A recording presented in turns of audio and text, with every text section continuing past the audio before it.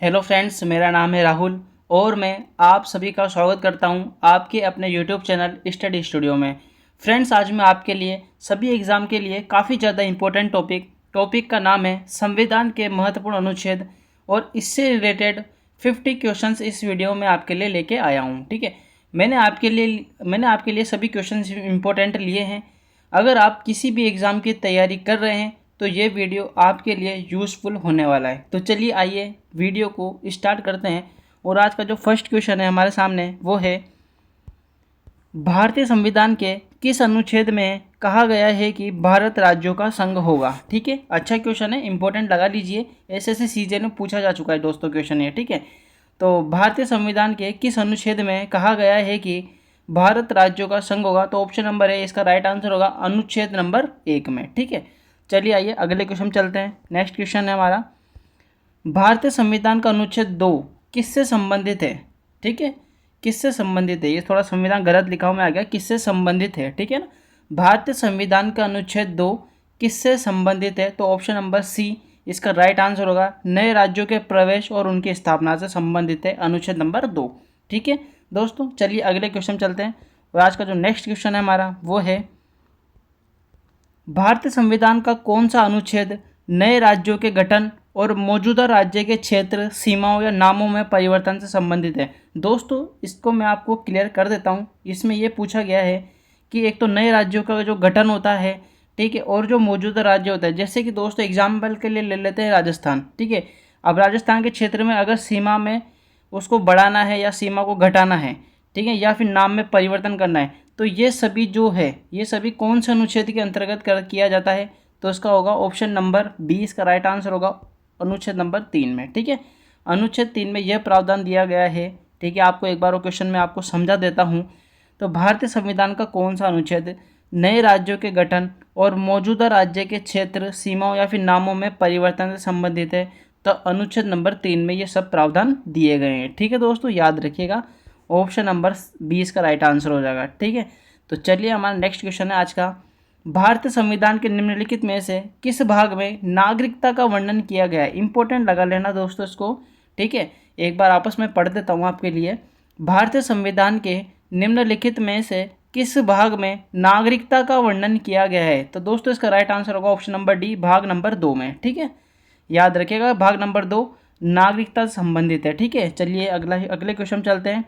और आज का जो हमारा नेक्स्ट क्वेश्चन है वो है, भारतीय संविधान के निम्नलिखित में से कौन से अनुच्छेद नागरिकता से संबंधित है। ठीक है, हमने ये तो पढ़ लिया कि भाग 2 नागरिकता से संबंधित है, परंतु हमको ये बताना है, क्वेश्चन हमसे ये पूछा गया कि नागरिकता में कौन कौन से अनुच्छेद आते हैं, तो इसका राइट आंसर होगा ऑप्शन नंबर ए, इसका राइट आंसर होगा दोस्तों अनुच्छेद नंबर 5 से और 11 तक, 5, 6, 7, 8, 9, 10 और 11, ये सभी अनुच्छेद नागरिकता से संबंधित है दोस्तों। ठीक है, तो चलिए अगले क्वेश्चन चलते हैं।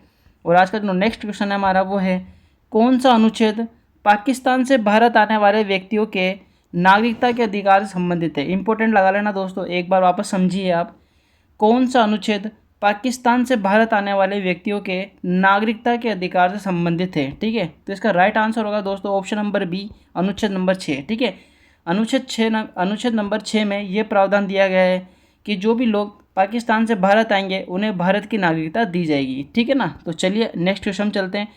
ठीक है, आज का जो नेक्स्ट क्वेश्चन है वो है, दोस्तों वेट थोड़ा सा।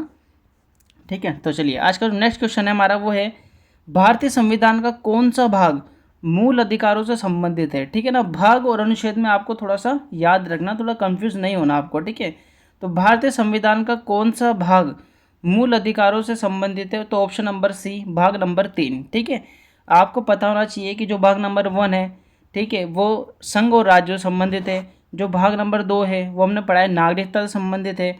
और जो भाग नंबर 3 है दोस्तों वो मूल अधिकारों से संबंधित है। ठीक है, चलिए अगले क्वेश्चन चलते हैं। और आज का जो अगला क्वेश्चन है वो है, भारत के संविधान का निम्नलिखित में से कौन सा अनुच्छेद मूल अधिकारों के संदर्भ में राज्य को परिभाषित करता है। ठीक है ना, तो आपसे क्वेश्चन ये पूछा गया है कि कौन सा अनुच्छेद राज्य शब्द को परिभाषित करता है, तो ऑप्शन नंबर सी इसका राइट आंसर होगा अनुच्छेद नंबर 12। ठीक है, अनुच्छेद नंबर 12 में राज्य को परिभाषित किया गया है। ठीक है, याद रखिएगा, पूछा जा चुका है, एसएससी सीएचएस में पूछा जा चुका है क्वेश्चन ये। ठीक है, तो याद रखने वाली बात है। ठीक है, अगले क्वेश्चन चलते हैं। और आज का जो अगला क्वेश्चन है दोस्तों वो है, भारतीय संविधान के किस अनुच्छेद को मूल अधिकारों का सुरक्षा कवच कहा जाता है? ठीक है, वेरी इंपॉर्टेंट। ठीक है, भारतीय संविधान के किस अनुच्छेद को मूल अधिकारों का सुरक्षा कवच कहा जाता है? तो ऑप्शन नंबर सी इसका राइट आंसर होगा, अनुच्छेद नंबर 13। ठीक है दोस्तों, अनुच्छेद नंबर 13 को मूल अधिकारों का सुरक्षा कवच कहा जाता है। ठीक है, याद रखिएगा, अनुच्छेद नंबर 13। ठीक है, चलिए अगले क्वेश्चन पे चलते हैं। और आज का जो अगला क्वेश्चन है हमारा वो है, भारत के संविधान का निम्नलिखित में से कौन सा अनुच्छेद समानता के अधिकार से संबंधित है? ठीक है, तो आपको याद रखना है कि समानता के अधिकार से संबंधित आपको अनुच्छेदों के नाम याद रखने हैं। ठीक है, तो ऑप्शन नंबर डी इसका राइट आंसर होगा। 14 से लेकर जो 18 तक के अनुच्छेद है वो समानता के अधिकार से संबंधित है दोस्तों। ठीक है, चलिए अगले क्वेश्चन चलते हैं। और आज का जो नेक्स्ट क्वेश्चन है वो है, भारतीय संविधान का कौन सा अनुच्छेद वाक और अभिव्यक्ति की स्वतंत्रता प्रदान करता है? इंपॉर्टेंट लगा लेना इसको भी। ठीक है, तो भारतीय संविधान का कौन सा अनुच्छेद वाक और अभिव्यक्ति की स्वतंत्रता प्रदान करता है? तो ऑप्शन नंबर सी इसका राइट आंसर होगा, अनुच्छेद नंबर 19। ठीक है, जो अनुच्छेद नंबर 19 है वो वाक और अभिव्यक्ति की स्वतंत्रता प्रदान करता है। ठीक है, चलिए नेक्स्ट क्वेश्चन चलते हैं। और जो हमारा नेक्स्ट क्वेश्चन है वो है, भारतीय संविधान का कौन सा अनुच्छेद यह बताता है कि एक नागरिक को किसी भी रेस्टोरेंट, सड़क, सार्वजनिक स्थान का उपयोग करने का अधिकार है? ठीक है ना, तो आपको अनुच्छेद बताना है कि किस अनुच्छेद के अंतर्गत रेस्टोरेंट, सड़क और सार्वजनिक स्थान का उपयोग करने का अधिकार है हमें को। ठीक है, सभी को। तो ऑप्शन नंबर सी इसका राइट आंसर होगा, ऑप्शन नंबर सी, अनुच्छेद नंबर 15 खंड 2। ठीक है, अनुच्छेद नंबर 15 खंड 2। ठीक है, अनुच्छेद नंबर 15 खंड 2 में यह बताया गया है कि किसी भी भारतीय नागरिक को रेस्टोरेंट, सड़क और सार्वजनिक स्थान का उपयोग करने का अधिकार है। ठीक है, चलिए अगले क्वेश्चन चलते हैं। और जो अगला क्वेश्चन है ये भी वेरी इंपॉर्टेंट है ये भी। ठीक है, राज्य किसी भी नागरिक के साथ मूल वंश, धर्म, जाति, लिंग, जन्म स्थान या इनमें से किसी के आधार पर कोई भेदभाव नहीं करेगा, यह किस अनुच्छेद में दिया गया है? वेरी मोस्ट इंपॉर्टेंट क्वेश्चन है, एसएससी सीजीएल में 3 बार आ चुका है क्वेश्चन ये। ठीक है, एक बार वापस देखिए, राज्य किसी भी नागरिक के साथ मूल वंश, धर्म, जाति, लिंग, जन्म स्थान या इनमें से किसी के आधार पर कोई भेदभाव नहीं करेगा, यह बात कौन से अनुच्छेद में कही गई है? तो अनुच्छेद नंबर 15 में यह बात कही गई है। ठीक है, अनुच्छेद नंबर 15 में, इंपॉर्टेंट है, याद रखिएगा। चलिए अगले क्वेश्चन चलते हैं। और आज का जो अगला क्वेश्चन है दोस्तों वो है, भारतीय संविधान का निम्नलिखित में से कौन सा अनुच्छेद लोक नियोजन के विषय में अवसर की समानता के अधिकारों से संबंधित है? इंपॉर्टेंट लगा लेना इसको भी। ऑप्शन नंबर बी इसका राइट आंसर होगा, ऑप्शन नंबर बी, अनुच्छेद नंबर 16। ठीक है, अनुच्छेद नंबर 16। ठीक है, चलिए नेक्स्ट क्वेश्चन चलते हैं। और जो हमारा नेक्स्ट क्वेश्चन है वो है, संविधान का कौन सा अनुच्छेद स्पष्ट करता है कि आरक्षण जैसी नीतियां समानता के अधिकार का उल्लंघन नहीं करती है? दोस्तों आजकल जो लोग बाग उछलते हैं कि एससी एसटी को आरक्षण मिल रहा है, तो वही बात इसमें कही गई है कि संविधान का कौन सा अनुच्छेद स्पष्ट करता है कि आरक्षण जैसी नीतियां समानता के अधिकार का उल्लंघन नहीं करती है? तो इसका होगा ऑप्शन नंबर सी इसका राइट आंसर होगा। ठीक है, अनुच्छेद नंबर 16 खंड 4। ठीक है, अनुच्छेद नंबर 16 खंड 4 में ये बात कही गई है कि जो एससी एसटी को जो कि आरक्षण मिला है, ठीक है, वो समानता के अधिकार का उल्लंघन नहीं है। ठीक है, चलिए अगले क्वेश्चन चलते हैं। और आज का जो नेक्स्ट क्वेश्चन है वो है, भारत के संविधान का कौन सा अनुच्छेद, ठीक है, ये इंपॉर्टेंट लगा लेना, ये मोस्ट इंपॉर्टेंट लगा लेना इसको, भारत के संविधान का कौन सा अनुच्छेद अस्पृश्यता की अवधारणा को समाप्त करता है? अस्पृश्यता का मतलब होता है छुआछूत। ठीक है, जो छुआछूत की जो पहले चलती थी, छुआछूत करते थे व्यक्ति, ठीक है, तो उसी पे आधारित क्वेश्चन है ये कि भारत के संविधान का कौन सा अनुच्छेद अस्पृश्यता की अवधारणा को समाप्त करता है? तो इसका होगा right answer option number C, अनुच्छेद नंबर 17। ठीक है, अनुच्छेद नंबर 17 में ये बात कही गई है, अस्पृश्यता को समाप्त किया गया अनुच्छेद नंबर 17 में। ठीक है, चलिए अगले क्वेश्चन चलते हैं।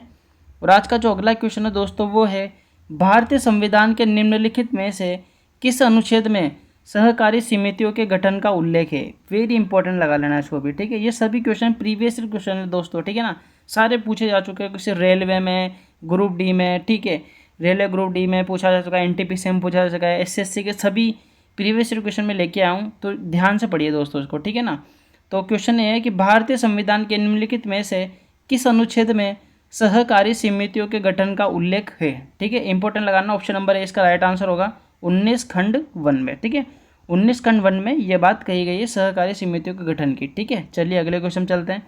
और आज का जो नेक्स्ट क्वेश्चन है हमारा वो है, निम्नलिखित में से किस अनुच्छेद में दोहरे दंड के बारे में बताया गया है, जिसके अनुसार किसी भी व्यक्ति को एक ही अपराध के लिए अधिक बार मुकदमा न चलाया जाए। इसका मतलब अगर किसी व्यक्ति ने एक ही अपराध किया है तो उसकी डबल मतलब 2 बार या 3 बार उस पर मुकदमा न चलाया जाए, उस पर एक ही बार मुकदमा चलाया जाए एक ही अपराध के लिए। ठीक है, तो यह बात किस में कही है, कौन से अनुच्छेद में की गई, तो ऑप्शन नंबर डी अनुच्छेद नंबर 20 खंड 2 में। ठीक है, अनुच्छेद 20 खंड 2 में ये बात कही गई है कि किसी भी व्यक्ति को एक ही अपराध के लिए एक ही मुकदमा चलाया जाएगा। ठीक है, चलिए अगले क्वेश्चन चलते हैं। और आज का जो अगला क्वेश्चन होगा दोस्तों वो है इम्पोर्टेंट है ये भी।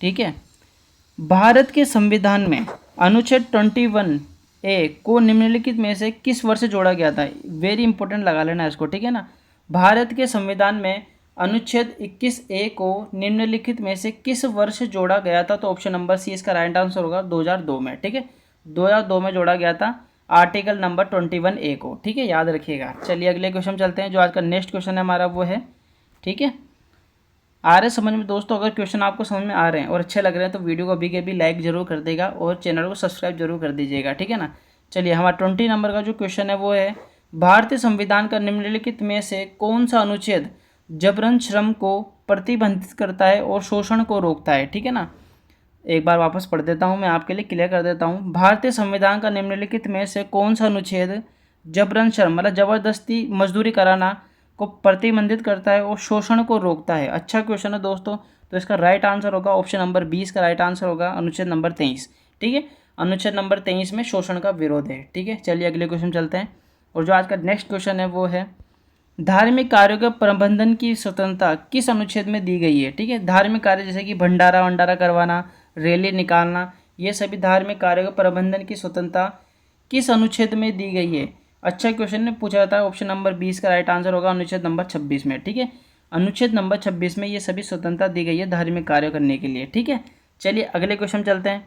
और जो आज का अगला क्वेश्चन है वो है, भारतीय संविधान के अनुच्छेद 32 और 226 के तहत कितने प्रकार की रिट जारी की जा सकती है। चलिए ये भी इंपॉर्टेंट लगा लेना। ठीक है ना, ध्यान रखना कि भारतीय संविधान के अनुच्छेद 32 और 226 के तहत कितने प्रकार की रिट जारी की जा सकती है, तो ऑप्शन नंबर डी 5 प्रकार की। ठीक है ना, 5 प्रकार की रिट जारी की जा सकती है। अनुच्छेद नंबर 32 में ये है और 26 में 226 में, दोनों में से कुछ भी पूछा जा सकता है। ठीक है ना, आपसे क्वेश्चन ये भी पूछा जा सकता है कि रिट कौन से अनुच्छेद में जारी की जाती है, तो अनुच्छेद नंबर 32 और अनुच्छेद नंबर 226। ठीक है, चलिए अगले क्वेश्चन चलते हैं। और जो आज का अगला क्वेश्चन दोस्तों वो है, जब न्यायालय को पता चलता है कि किसी व्यक्ति की गैर कानूनी गिरफ्तारी हुई है तब कौन सी रिट जारी की जाती है। इंपॉर्टेंट लगा लेना, तो बंदी प्रत्यक्षीकरण। ठीक है, ऑप्शन नंबर ए इसका राइट आंसर होगा बंदी प्रत्यक्षीकरण। ठीक है, चलिए नेक्स्ट क्वेश्चन चलते हैं। और आज का जो नेक्स्ट क्वेश्चन है वो है, भारतीय संविधान का कौन सा अनुच्छेद संवैधानिक उपचारों के अधिकार से संबंधित है। ये भी इंपॉर्टेंट है। ठीक है ना, ऑप्शन नंबर सी 32। ठीक है, अनुच्छेद जो नंबर 32 है, ठीक है, वो संवैधानिक उपचारों के अधिकार से संबंधित है। चलिए अगले क्वेश्चन चलते हैं। और आज का जो अगला क्वेश्चन है दोस्तों वो है, अनुच्छेद नंबर 32 को भारतीय संविधान का हृदय और आत्मा किसने कहा था। ये भी इंपॉर्टेंट है। Option number C doctor Bhimrao Ambedkar इसका राइट आंसर होगा। ठीक है, चलिए अगले क्वेश्चन चलते हैं। और आज का जो अगला क्वेश्चन है हमारे सामने वो है, भारतीय संविधान का निम्नलिखित में से कौन सा भाग, ठीक है, भारतीय संविधान का निम्नलिखित में से कौन सा भाग राज्यों के नीति निर्देशक सिद्धांतों से संबंधित है। ठीक है, राज्यों के नीति निर्देशक सिद्धांत मतलब DPSP। ठीक है, DPSP बोलते हैं इनको। ठीक है, तो क्वेश्चन वही पूछा गया है आपसे, भारतीय संविधान का निम्नलिखित में से कौन सा भाग राज्यों के नीति निर्देशक सिद्धांतों से संबंधित है, तो ऑप्शन नंबर 20 का राइट आंसर होगा भाग नंबर 4। ठीक है, भाग नंबर 3 तक मैंने आपको बता दिया था, ये भाग नंबर 4 आ गया है। ठीक है, राज्य के नीति निर्देशक तत्व। चलिए अगले क्वेश्चन चलते हैं। और आज का अगला क्वेश्चन है वो है, भारतीय संविधान के किस भाग में कल्याणकारी राज्य का विचार है। ठीक है, भारतीय संविधान के किस भाग में कल्याणकारी राज्य का विचार है, तो आपको पता होना चाहिए भाग नंबर 4। ठीक है, भाग नंबर 4, भाग नंबर 4 में कल्याणकारी राज्य बनाने पर विचार किया गया है। और आपको पता है कि भाग नंबर 4 में क्या आता है, अभी पढ़ाया मैंने, राज्य के नीति निर्देशक तत्व। तो ऑप्शन नंबर सी इसका राइट आंसर होगा। ठीक है, चलिए अगले क्वेश्चन चलते हैं। और आज का जो अगला क्वेश्चन है दोस्तों वो है, भारतीय संविधान के कौन से अनुच्छेद में राज्य के नीति निर्देशक तत्वों का वर्णन किया गया है। ठीक है, आपसे क्वेश्चन ये पूछा गया जो राज्य के नीति निर्देशक तत्व है वो कौन से अनुच्छेद से लेकर कहाँ से कहाँ तक ये पूछा गया। सीधी सी बात है कि जो राज्य के नीति निर्देशक तत्व है कहाँ से कहाँ तक है, ठीक है, बता दीजिए। तो ऑप्शन नंबर ए इसका राइट आंसर होगा 36 से लेकर 51 तक, ठीक है। जो अनुच्छेद नंबर 36 से अनुच्छेद नंबर 51 तक आते हैं वो सभी राज्य के नीति निर्देशक तत्व होते हैं, ठीक है। चलिए अगले क्वेश्चन चलते हैं। और आज का अगला क्वेश्चन है दोस्तों, वो है राज्य के नीति निर्देशक सिद्धांतों का कौन सा अनुच्छेद समान काम के लिए समान वेतन का प्रावधान करता है, ठीक है। समान काम के लिए समान वेतन मतलब जैसे कि कोई महिला है और कोई पुरुष है, अगर वो समान काम कर रहे हैं तो उनको समान वेतन का प्रावधान नीति निर्देशक सिद्धांतों में किया गया है। तो वही पूछा गया कौन से अनुच्छेद के अंतर्गत किया गया ये काम। तो ऑप्शन नंबर बी अनुच्छेद नंबर 39। तो आपको पता होना चाहिए कि अनुच्छेद नंबर 39 के अंतर्गत समान काम के लिए समान वेतन का प्रावधान किया गया है, ठीक है। तो चलिए अगले क्वेश्चन चलते हैं। जो आज का नेक्स्ट क्वेश्चन है वो है भारत के संविधान को निम्नलिखित में से किस अनुच्छेद में ग्राम पंचायतों का गठन किया गया है, ठीक है। ये भी अच्छा क्वेश्चन है, ठीक है। भारत के संविधान में निम्नलिखित में से किस अनुच्छेद में ग्राम पंचायतों का गठन किया गया है, ठीक है। तो ऑप्शन नंबर ए इसका राइट आंसर होगा अनुच्छेद नंबर 40। ध्यान रखना अनुच्छेद नंबर 40 के अंतर्गत ग्राम पंचायत का गठन किया गया है। चलिए अगले क्वेश्चन चलते हैं। जो आज का नेक्स्ट क्वेश्चन है वो है भारत के संविधान के निम्नलिखित में से किस अनुच्छेद में राज्य को प्रसूति सहायता के लिए प्रावधान निर्मित करने का आदेश दिया गया। प्रसूति सहायता जो कि महिला प्रेग्नेंट होती है वह बात कही गई है यहाँ पर, ठीक है। तो प्रसूति सहायता प्रावधान निर्मित करने का आदेश कौन से अनुच्छेद में दिया गया है, तो आपका पता होना चाहिए। ऑप्शन नंबर सी इसका राइट आंसर होगा अनुच्छेद नंबर 42, ठीक है, अनुच्छेद नंबर 42।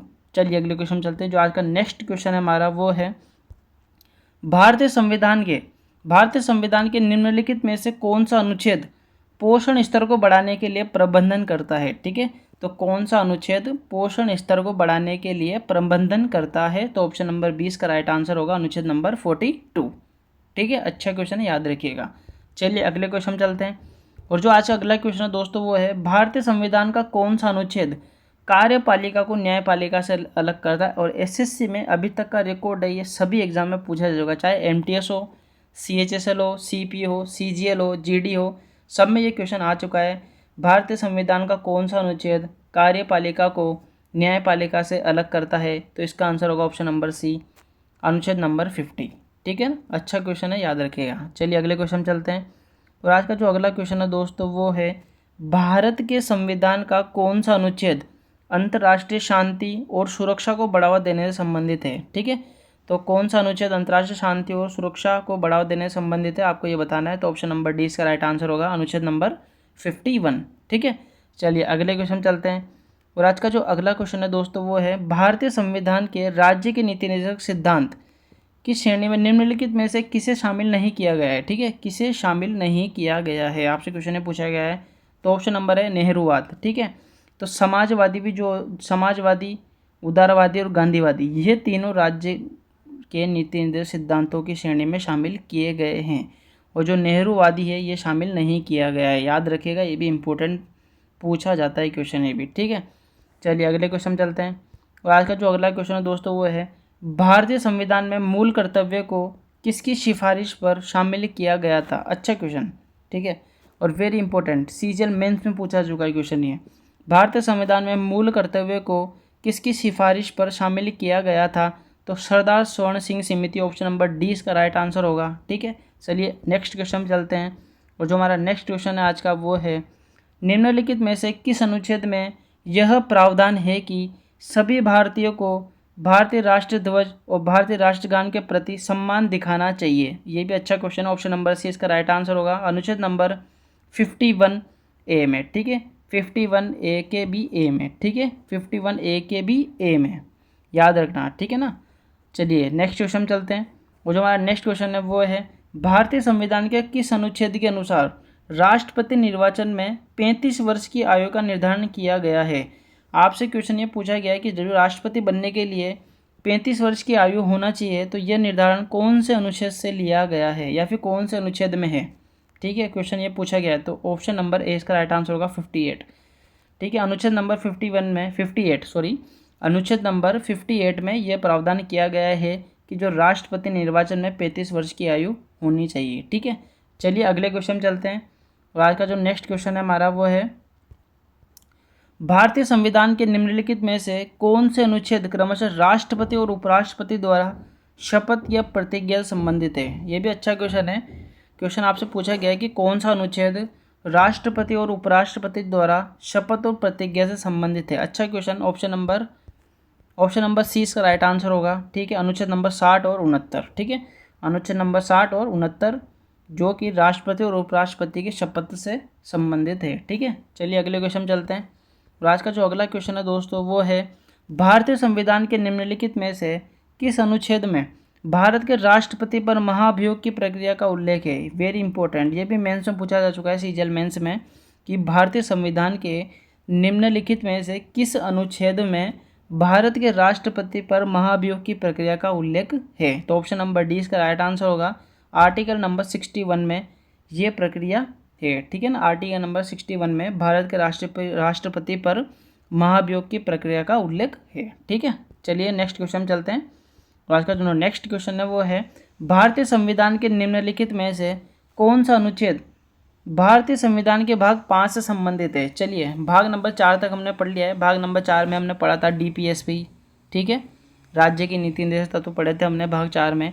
अब आपको इसमें से ये बताना है कि जो भाग 5 से संबंधित आर्टिकल कौन सा है। ठीक है, तो भाग 5 से संबंधित आर्टिकल है दोस्तों ऑप्शन नंबर बी 62। ठीक है, 62 याद रखना आपको। ठीक है ना, चलिए अगले क्वेश्चन चलते हैं। जो आज का नेक्स्ट क्वेश्चन है दोस्तों वो है, भारत के संविधान के किस अनुच्छेद में यह प्रावधान है कि राष्ट्रपति या उपराष्ट्रपति के चुनाव में उत्पन्न विवाद सर्वोच्च न्यायालय द्वारा निपटाए जाएंगे। ठीक है, अगर राष्ट्रपति और उपराष्ट्रपति जो चुनाव होता है, अगर उस टाइम पे अगर कोई विवाद हो जाता है, ठीक है, तो वो विवाद सर्वोच्च न्यायालय द्वारा निपटाए जाएंगे। ठीक है, तो यह बात कौन से अनुच्छेद में कही गई है। तो ऑप्शन नंबर सी, अनुच्छेद नंबर 71। ठीक है, अनुच्छेद नंबर 71 में यह प्रावधान है कि राष्ट्रपति और उपराष्ट्रपति के चुनाव में उत्पन्न विवाद को सर्वोच्च न्यायालय द्वारा निपटाया जाएगा। ठीक है, अच्छा क्वेश्चन था, याद रखिएगा। चलिए नेक्स्ट क्वेश्चन हमारा, भारतीय संविधान का निम्नलिखित में से कौन सा अनुच्छेद प्रधानमंत्री और राष्ट्रपति के बीच संबंधों से संबंधित है। ठीक है ना, प्रधानमंत्री और राष्ट्रपति के बीच संबंधों से संबंधित अनुच्छेद कौन सा है। तो अच्छा क्वेश्चन है, ऑप्शन नंबर सी इसका राइट आंसर होगा। तो अनुच्छेद नंबर जो 75 है वह प्रधानमंत्री और राष्ट्रपति के बीच संबंधों से संबंधित है। चलिए नेक्स्ट क्वेश्चन चलते हैं। और नेक्स्ट क्वेश्चन है, निम्न में से कौन सा अनुच्छेद संसद के दोनों सदनों के सत्र में न होने पर। ठीक है, अच्छा क्वेश्चन है, एक बार वापस देखिए। निम्नलिखित में से कौन सा अनुच्छेद संसद के दोनों सदन, अब संसद के दोनों सदन याद होना चाहिए, राज्यसभा और लोकसभा। ठीक है, ठीक है, तो संसद के दोनों सदनों के सत्र में न होने पर भारत के राष्ट्रपति को अध्यादेश जारी करने का अधिकार देता है। कौन सा अनुच्छेद है जो कि संसद के दोनों सदनों के सत्र में न होने पर भारत के राष्ट्रपति को अध्यादेश जारी करने का आदेश देता है। अच्छा क्वेश्चन है, तो इसका राइट आंसर होगा option number B 123। Article number 123 ये आदेश देता है। ठीक है, राष्ट्रपति को। चलिए नेक्स्ट क्वेश्चन चलते हैं। और जो आज का नेक्स्ट क्वेश्चन दोस्तों वो होगा, भारतीय संविधान के किस अनुच्छेद में उल्लेखित है कि भारत का एक उपराष्ट्रपति भी होगा। अच्छे क्वेश्चन है, ये भी याद रखिएगा। भारतीय संविधान के किस अनुच्छेद में उल्लेख है कि भारत का एक उपराष्ट्रपति भी होगा। चलिए ऑप्शन नंबर सी इसका राइट आंसर होगा। अनुच्छेद नंबर 63। अनुच्छेद नंबर 63 में यह प्रावधान है कि भारत का एक उपराष्ट्रपति भी होगा। चलिए नेक्स्ट क्वेश्चन चलते हैं। और जो आज का नेक्स्ट क्वेश्चन है दोस्तों वो है, भारतीय संविधान का कौन सा अनुच्छेद उपराष्ट्रपति के चुनाव से संबंधित है। अच्छा क्वेश्चन है दोस्तों, याद रखिएगा। ठीक है ना, एसएससी सीएचएसएल में पूछा जा चुका है क्वेश्चन, और ग्रुप डी में पूछा जा चुका है। ठीक है, ग्रुप डी में भी आ चुका है क्वेश्चन ये, भारतीय संविधान का कौन सा अनुच्छेद उपराष्ट्रपति के चुनाव से संबंधित है। ठीक है, आर्टिकल पूछा जाता है, तो ऑप्शन नंबर सी इसका राइट आंसर होगा। अनुच्छेद नंबर 66 उपराष्ट्रपति के चुनाव से संबंधित है। चलिए नेक्स्ट क्वेश्चन चलते हैं। जो आज का नेक्स्ट क्वेश्चन है वो है, भारत के संविधान के किस अनुच्छेद के तहत प्रधानमंत्री मंत्रिपरिषद का प्रमुख होता है। तो दो क्वेश्चन आपसे यहाँ पे पूछे जाते हैं। पहला क्वेश्चन आपसे पूछा जाएगा कि मंत्रिपरिषद का प्रमुख कौन होता है। तो आपको आंसर देना है कि मंत्रिपरिषद का जो प्रमुख होता है वो होता है प्रधानमंत्री। ठीक है, और आपसे ये क्वेश्चन ऐसा पूछा गया है कि भारत के संविधान के किस अनुच्छेद के तहत प्रधानमंत्री मंत्रिपरिषद का प्रमुख होता है। तो ऑप्शन नंबर सी 74। अनुच्छेद नंबर 74 में यह कहा गया है कि प्रधानमंत्री मंत्रिपरिषद का प्रमुख होता है। ठीक है, चलिए नेक्स्ट क्वेश्चन चलते हैं। और जो आज का नेक्स्ट क्वेश्चन है हमारा वो होगा, भारतीय संविधान का कौन सा अनुच्छेद राज्यसभा की संरचना से संबंधित है? अच्छा क्वेश्चन ये भी, ठीक है। भारतीय संविधान का कौन सा अनुच्छेद राज्यसभा की संरचना से संबंधित है? ठीक है, तो ऑप्शन नंबर सी इसका राइट आंसर होगा, ऑप्शन नंबर 80। ठीक है, अनुच्छेद नंबर 80 राज्यसभा की संरचना से संबंधित है। ठीक है, चलिए नेक्स्ट क्वेश्चन चलते हैं। और जो आज का नेक्स्ट क्वेश्चन है हमारा सेकंड लास्ट, भारतीय संविधान का कौन सा अनुच्छेद धन विधेयक की परिभाषा संबंधित है? वेरी इंपॉर्टेंट लगा लीजिए इसको, ठीक है, वेरी इंपॉर्टेंट। धन विधेयक की परिभाषा संबंधित कौन सा अनुच्छेद है? ठीक है, तो ऑप्शन नंबर सी 110, अनुच्छेद नंबर 110, ठीक है, धन विधेयक की परिभाषा से संबंधित है। चलिए जो आज का जो हमारा लास्ट क्वेश्चन है ये मैं लेके आया हूँ आपके लिए, बहुत ही ज़्यादा इंपॉर्टेंट क्वेश्चन, जो कि रेलवे के हर पेपर में पूछा जा चुका है और एसएससी के भी हर पेपर में पूछा जा चुका है। ठीक है, तो देखिए क्या है, भारत के तीसरे उपराष्ट्रपति निम्नलिखित में से कौन थे? चलिए अब आप थोड़ा सा सोचेंगे कि मैंने तीसरे उपराष्ट्रपति के बारे में क्यों पूछा। मैं आपसे फर्स्ट उपराष्ट्रपति के बारे में पूछ सकता था, सेकंड के बारे में पूछ सकता था, मैंने आपको थर्ड के बारे में क्यों पूछा? तो इसके पीछे दोस्तों एक रीज़न है। ठीक है, तो इसका जो आंसर होगा तीसरे उपराष्ट्रपति निम्नलिखित में कौन थे, वो थे वीवी गिरी।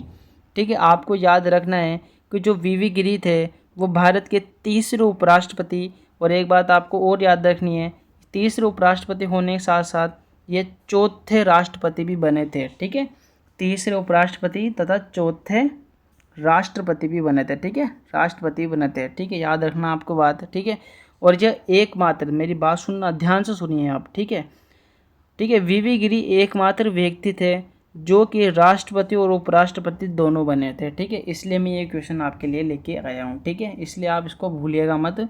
ठीक है, जो वीवी गिरी थे वह एकमात्र ऐसे व्यक्ति थे जो कि उपराष्ट्रपति और राष्ट्रपति दोनों बने थे। उपराष्ट्रपति के बारे में पूछा जाए तो जो उपराष्ट्रपति बने थे वो तीसरे नंबर के बने थे, और अगर राष्ट्रपति के बारे में पूछा जाए तो राष्ट्रपति चौथे नंबर के बने थे, फोर्थ नंबर के राष्ट्रपति बने थे वीवी गिरी। ठीक है, तो दोस्तों चलिए आज की वीडियो में सिर्फ इतना ही।